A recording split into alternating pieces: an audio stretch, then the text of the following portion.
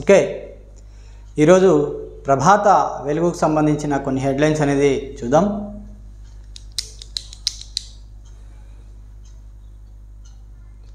ఇక దిగుమతులే దిక్కు, చుక్కల్లో రేట్లు, బగ్గుమంటున్న కూరగాయలు, నిత్యావసర వస్తువుల ధరలు. రాష్ట్రంలో 1.5 ఎకరాలు సాగు భూములున్న పండేది పత్తి, వరే. ఇక 60% కూరగాయలు ఇతర రాష్ట్రాల నుంచి తెచ్చుకునుడే. పప్పులు, మిల్లెట్స్ డిమాండ్ ఉన్న మన దగ్గర సాగు చేస్తలే. మార్కెట్లు గుప్పిట్లో పెట్టుకొని శాసిస్తున్న దళారులు. ఇక 10 ఏళ్లలో కూరగాయలు, పప్పు ధాన్యాలు సాగుకు ప్రభుత్వం ప్రోత్సాహం కరువు అన్నట్టు ఒక హెడ్లైన్స్ అనేది చూస్తున్నాం. ఇక ఆంధ్రప్రదేశ్ నుంచి టమాటా, పచ్చిమిర్చి, కర్ణాటక నుంచి క్యాప్సికమ్, మహారాష్ట్ర నుంచి ఉల్లి, ఉత్తరప్రదేశ్ నుంచి ఆలుగడ్డ, మహారాష్ట్ర కేరళ నుంచి అల్లం, ఎల్లిగడ్డలు. ఇక గుజరాత్, మధ్యప్రదేశ్ నుంచి కందులు. ఇట్లా ఆయా రాష్ట్రాల నుంచి ట్రక్కుల ద్వారా వచ్చే సరుకు నింపితే కానీ రోజు మన నోట్లో ముద్ద దిగాని పరిస్థితి. రాష్ట్రంలో దాదాపు 1.5 ఎకరాలు సాగు భూములు ఉన్నప్పటికీ ఇక్కడ పత్తి, వరి తప్ప వేరే పంటలు పండిస్తలేరు. ఫలితంగా కూరగాయలు మొదలుకొని పప్పులు, నూనెలు దాకా అన్నిటికీ ఇతర రాష్ట్రాలపై ఆధారపడాల్సి వస్తుంది.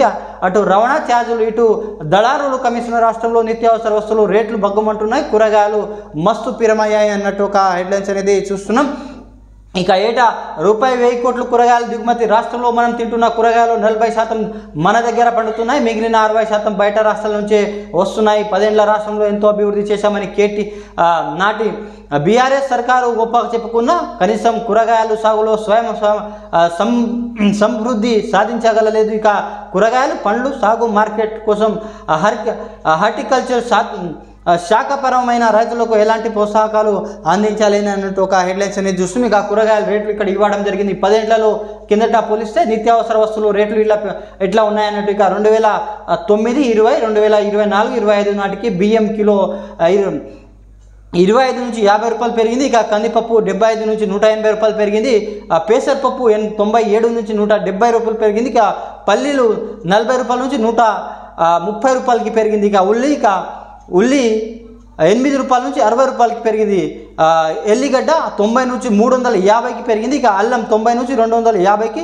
ఇక ఆలుగడ్డ ₹20 నుంచి ₹35, కోడిగుడ్డు ₹3 నుంచి ₹60. ఇక మటన్ ₹550 నుంచి ₹800 పెరిగింది. ఇక చికెన్ ₹140 నుంచి ₹240. ఇక పాలు అర లీటర్ ₹24 నుంచి ₹32 పెరిగినట్టు ఒక హెడ్లైన్స్ అనేది చూస్తాం. గవర్నమెంట్ అనేది ప్రోత్సహించాలి.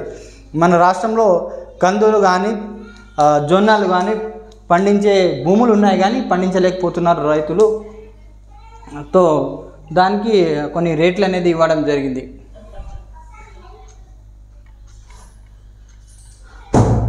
ఇక క్రాప్ ఇన్సూరెన్స్, ఏఈ పంటల బీమా పథకం, ఏఈ టెక్నాలజీ వాడులని వ్యవసాయ శాఖ నిర్ణయించింది. ఇప్పటికే విధానాన్ని అమలు చేస్తున్న మధ్యప్రదేశ్ అధ్యయనం చేయనుంది. ఏఐతో పంట నష్టాన్ని అత్యంత ఖచ్చితత్వంతో అంచనా వేయవచ్చని భావిస్తున్నారు. ఇక విదేశీ స్టూడెంట్లపై కెనడా ఆకాంక్షలు. విదేశీ విద్యార్థులకు వచ్చే స్టడీ పర్మిట్లను వర్కర్లు ఇచ్చే పని అనుమతులపై ఆకాంక్షలు ఇక అమలు చేయనట్లు కెనడా ప్రకటించింది. దేశీయంగా ఇండ్ల కొరత, నిరుద్యోగుల సమస్యలు చెక్ పెట్టడానికి ఈ నిర్ణయం తీసుకున్నట్లు వెల్లడించింది. ఇక స్కిల్ వర్సిటీకి ₹100 కోట్లు, 150 ఎకరాల భూమి. సీఎం రేవంత్ రెడ్డి ఇక వర్సిటీ నిర్వహణకు నిధులు ఇవ్వాలని పారిశ్రామికవేత్తల పిలుపు. ఇక దసరా తర్వాత నుంచి కొత్త కోర్సులను ప్రారంభించాలని నిర్ణయం. ఇక వర్సిటీ ఆదర్శంగా తీర్చిదిద్దే బాధ్యత ఆనంద్ మహేంద్రకు అప్పగిస్తున్నట్లు వెల్లడి. ఇక స్పోర్ట్ వర్సిటీ 200 ఎకరాలు కేటాయిస్తామని ప్రకటన. ఇక స్కిల్ వర్సిటీ బోర్డు పారిశ్రామికవేత్తలతో సీఎం రేవంత్ రెడ్డి భేటీ అన్నట్టు ఒక హెడ్లైన్స్ అనేది చూస్తున్నాం. ఇక స్కిల్ యూనివర్సిటీ సమీక్షిస్తున్న సీఎం రేవంత్ రెడ్డి. ఇక మంత్రి శ్రీధర్ బాబు, వర్సిటీ చైర్మన్ ఆనంద్ మహేంద్ర అన్నట్టు ఒక ఫోటో కూడా ఇవ్వడం జరిగింది. ఇక స్కిల్ యూనివర్సిటీకి 150 ఎకరాల భూమి ₹100 కోట్లు కేటాయించినట్టు సీఎం రేవంత్ రెడ్డి తెలిపారు. వర్సిటీ నిర్వహణ పారిశ్రామికవేత్తలు సహకారం అందించాలని కోరారు.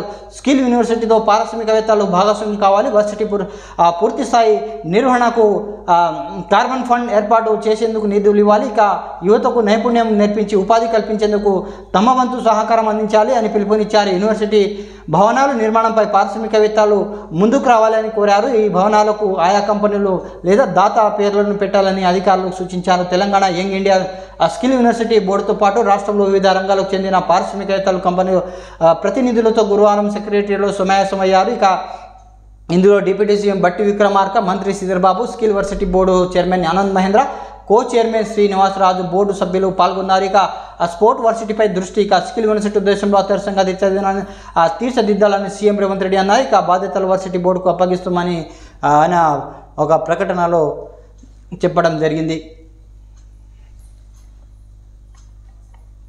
ఇక రేవంత్ విజన్ ఉన్న నాయకుడు, skill varsity board chairman Anand Mahindra, skill varsity ఆలోచన గొప్పదని ప్రశంస అన్నట్టు ఒక హెడ్లైన్స్ అనేది చూస్తున్నాం. ఇక 2 నుంచి రేషన్ కార్డులు అప్లికేషన్, కార్డు జారీకి పటిష్ట కార్యాచరణ సీఎం.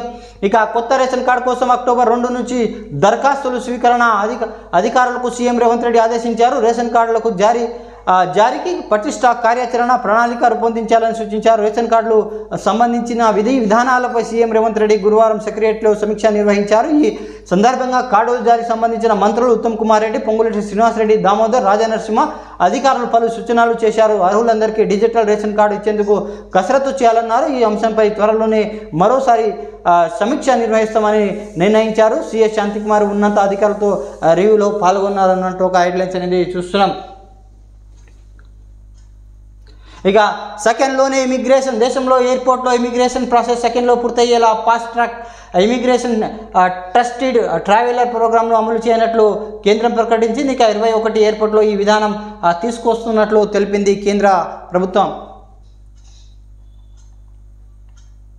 ఇక నేడు కేబినెట్ భేటీ, హైడ్రాకు ఆర్డినెన్స్ శాఖల నుంచి అధికారులు డిప్యూటేషన్. ఇక హెల్త్ ప్రొఫైల్, రేషన్ కార్డ్ పంపిణీ విధానాలపై చర్చ, వర్సిటీ శాఖలమ్మ. ఇక సురవరం ప్రతాపరెడ్డి పేరు ఖరారు. ఇక SLBC అంచనాల పెంపునకు ఆమోదం అన్నట్టు ఒక హెడ్లైన్స్ అనేది చూస్తున్నాం తెలంగాణ ప్రభుత్వం. ఇక నిందితులు విదేశాల్లో, కేసులు పెండింగ్లో, ముందుకు సాగాని ఫోన్ ట్యాపింగ్, గొర్రెలు స్కామ్ కేసులు. ఇక లుక్అవుట్ నోటీసులు జారీ చేసిన పోలీసులు, పెండింగ్లో రెడ్ కార్నర్ నోటీసులు. నిందితులను ఇండియాకు వెళ్సి వస్తేనే విచారణకు కొనసాగించే ఛాన్స్ అన్నట్టు ఒక హెడ్లైన్స్ అనేది చూస్తున్నాం. ఇక బీఆర్ఎస్ హయాంలో జరిగిన ఫోన్ ట్యాపింగ్, గొర్రెల స్కామ్ కేసులో విచారణకు ముందుకు సాగడం లేదు.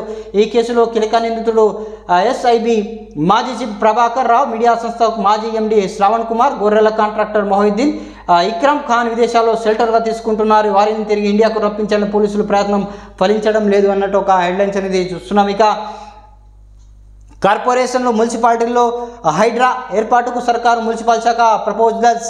ఇక చెరువుల రక్షణకు CC కెమెరాలు, ఫెన్సింగ్ సర్వేపై సూచనలు. టాస్క్ ఫోర్స్ కమిటీలో బలోపేతం చేసే దిశగా ప్రయత్నాలు. CC కెమెరాలు SP CP ఆఫీసులకు అటాచ్. చెరువులు నాలాలు రక్షణకు రాష్ట్ర ప్రభుత్వం ఏర్పాటు చేసిన హైడ్రా లాంటి వ్యవస్థ మున్సిపాలిటీలో, కార్పొరేషన్లో ఏర్పాటు చేసే అవకాశాలు కనబడుతున్నాయి. ఇక ఈ తరహా వ్యవస్థ ఏర్పాటు చేయాలని ప్రభుత్వానికి మున్సిపల్ అడ్మినిస్ట్రేటివ్ అర్బన్ డెవలప్మెంట్ తాజాగా ప్రతిపాదనలు పంపింది. రాష్ట్రంలో 144 మున్సిపాలిటీలు, 14 కార్పొరేషన్లో ఉండగా నాటి పరిధిలో నేల సంఖ్యలో చెరువులు ఉన్నాయి. వాస్తవానికి వీటి విస్తీర్ణం 100 ఎకరాలు ఉన్న వాటికి మాత్రం ప్రస్తుతం చాలా వరకు కుంచుకుపోయాయి. ఇక దీంతో చెరువుల రక్షణకు ప్రస్తుతం నామమాత్రం ఉన్న టాస్క్ ఫోర్స్ కమిటీలు బలోపేతం చేయడానికి సూచనలు చేస్తున్నట్లు ఒక హెడ్లైన్స్ అనేది చూస్తున్నాం. ఇక నిరసనను మించిన కోల్కతా డాక్టర్లు ఎమర్జెన్సీ సేవలు అందిస్తామని ప్రకటన. ఇక Kolkata junior doctor rape and murder కేసులో నిర్ణయం చేయాలని డిమాండ్ చేస్తూ నిరసనలు చేపట్టిన మెడికల్ స్టూడెంట్ ఎటికేలకు ఆందోళనలు విరమించారు. ఇక శనివారం నుంచి అత్యవసర సేవలో పాల్గొనుంటామని ప్రకటించారు. అయితే తమ భద్రతపై బెంగాల్ ప్రభుత్వం స్పష్టమైన హామీ ఇక అవుట్ పేషెంట్ విభాగంలో సేవలు అందిస్తామని స్పష్టం చేశారు డాక్టర్లు. ఇక రైతు భరోసా వ్యవసాయం చేసేటోళ్ళకే ఇదే ప్రభుత్వ ఆలోచన. మంత్రి తుమ్మల నాగేశ్వరరావు రైతుల సంక్షేమానికి కట్టుబడి ఉన్న ప్రతి పంట రైతుకు బీమా వర్తించేలా ₹3,000 కోట్ల ఇన్సూరెన్స్. ఇక రాష్ట్ర అభివృద్ధి కేంద్ర ప్రభుత్వం సహకరించాలని విజ్ఞప్తి. ఇక ఢిల్లీలో ప్రపంచ ఆహార సదస్సు హాజరు. ఇక పలు ఫుడ్ ప్రాసెసింగ్ కంపెనీల ప్రతినిధులు కేంద్ర మంత్రితో భేటీ అన్నట్టు ఒక హెడ్లైన్స్ అనేది చూస్తున్నాం. ఇది ప్రభాత వెలుగుకు సంబంధించిన కొన్ని వార్తలు అనేది మనం చూసినాం. Please subscribe, like, comment and share my channel. Thanks for watching RM News.